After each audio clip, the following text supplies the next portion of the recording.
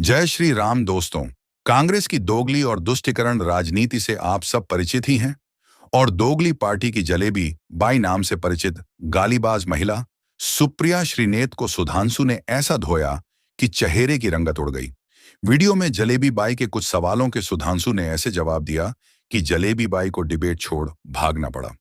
Video में बहुत मजा आने वाला है, अतः वीडियो पूरी देखें और चैनल को सब्सक्राइब कर लें। तो चलिए शुरू करते हैं। ये नैतिकता है और मैं नैतिकता से 10 सवाल बस पूछ रही हूं, छोटे-छोटे सवाल हैं, इस जनता के सामने, इस युवाओं के सामने जरूर पूछने चाहिए। क्या अडानी घोटाले की जांच नहीं होनी चाहिए? ये हमारा पहला सवाल है। होनी चाहिए या नहीं होनी चाहिए? और सबसे बढ़िया, होनी चाहिए कि नहीं होनी चाहिए? क्या एलआईसी का पैसा जो अडानियों की कंपनी में लगा वो लगातार गिरता रहा, इस पर सवाल पूछना चाहिए कि नहीं पूछना चाहिए? क्या एसबीआई व दूसरे बैंकों ने जो अडानी को 82,000 करोड़ रुपए दिए उस पर सवाल पूछना चाहिए या नहीं पूछना चाहिए? क्या ये नहीं पूछना चाहिए कि शेयरों के 32% से ज्यादा गिर जाने के बावजूद एलआईसी और एसबीआई को नुकसान हुआ अडानी में, उसके बावजूद इन्होंने एफपीओ में 525 करोड़ क्यों लगाए? ये हमारा सवाल था। हमारा सवाल था कि 1 लाख करोड़ नष्ट हो गए एलआईसी और एसबीआई के मिलाकर, इस पर सदन में चर्चा होनी चाहिए कि नहीं होनी चाहिए? कौन है एलआईसी के लोग? 30 करोड़ लोग हिंदुस्तान एलआईसी की पॉलिसी खरीदते हैं, 45 करोड़ जो अकाउंट होल्डर है एसबीआई के वो गवर्नमेंट बैंक है।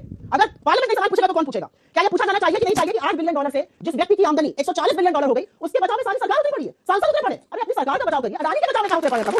क्या ये नहीं पूछा जाना चाहिए कि टोटल गैस ने अडानी की कंपनी में $50 बिलियन निवेश करना था, उसका डिसीजन परसों आ गया, वो रोक दिया गया? क्या ये नहीं पूछा जाना चाहिए कि डाउ जोन्स और एसएनपी ने अडानी को अपने इंडेक्स से क्यों बाहर कर दिया? क्या ये नहीं पूछा जाना चाहिए कि नॉर्वे सॉवरेन फंड ने $200 मिलियन अडानी के शेयर अपने कल की तारीख में बेच दिए? क्या ये नहीं पूछा जाना चाहिए कि standard chartered, Credit Suisse, city group ने अडानी के पैसे लेने से मना कर दिया? और क्या ये नहीं पूछा जाना चाहिए कि इस देश का आरबीआई, इस देश का सेबी, इस देश का एसएफआईओ, इस देश का MCA, ministry of corporate affairs, इस देश का इनकम टैक्स, इस देश का डिपार्टमेंट ऑफ रेवेन्यू इन्वेस्टिगेशन कहां है? Where is the direction of revenue intelligence? I want to no.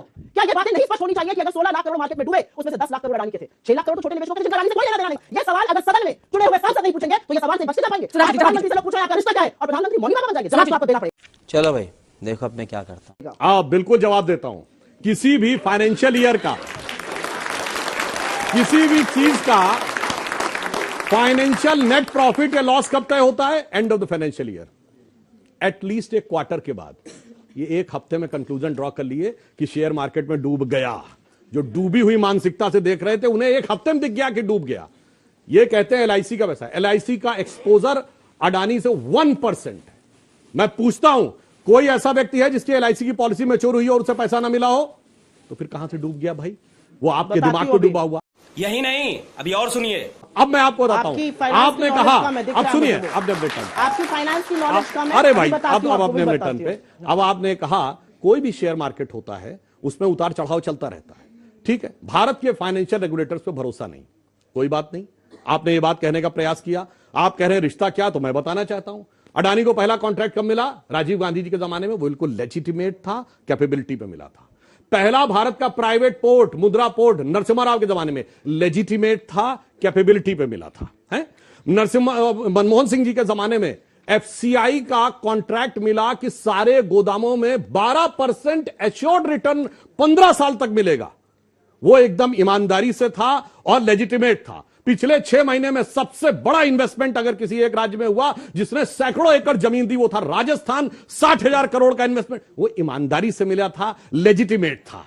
जो माइन का कॉन्ट्रैक्ट छत्तीसगढ़ में मिला 11,000 करोड़ का, वो ईमानदारी से मिला, वो लेजिटिमेट था। सबसे बड़ा हाल के वर्षों में पोर्ट का कॉन्ट्रैक्ट कहां मिला? केरल में, वो लेजिटिमेट था। ये रिश्ता क्या कहलाता है कि जो आपके साथ 3 प्राइम मिनिस्टर से लेके 3 चीफ मिनिस्टर तक होता रहेगा, वो तो लेजिटिमेट था। मगर जो दूसरे में दिखाई पड़ रहा है वही इलेजिटिमेट था। और दूसरा मैं कहता हूं, अगर इलेजिटिमेट था तो बताओ राजस्थान सरकार ने क्यों नहीं कैंसिल किया? अब बोल। तो बताओ छत्तीसगढ़ की सरकार क्या कार्रवाई की है? तो बताओ केरल की सरकार क्यों नहीं कैंसिल कर रही है? इसे कहते हैं रिश्ता। तो यह है कि ऊपर से चिल्लाना है और पीछे से अंदर इन्वेस्टमेंट लाना है। इसी कारण से आपकी यह स्थिति होती है। और अब मैं एक टेक्निकल बात कहता हूं, सुनिए। हिंडनबर्ग एक विदेशी कंपनी है, ठीक है। यह बता दें, भारत की संसद या भारत के लॉ में कौन सा ऐसा प्रावधान है जिसमें जो विदेशी कंपनी भारत में ऑपरेट न कर रही हो उसको भारत की जेपीसी बुला सके? ये बता दें तो मैं इनकी बात को विचार करने को तैयार हूं। तो यार बस आज के लिए सिर्फ इतना ही। अब अगर तुम लोग को वीडियो पसंद आई ना तो यार लाइक मारो, कर दो यार, तुम्हारे पैसे थोड़ी ना कट रहे, कर दो।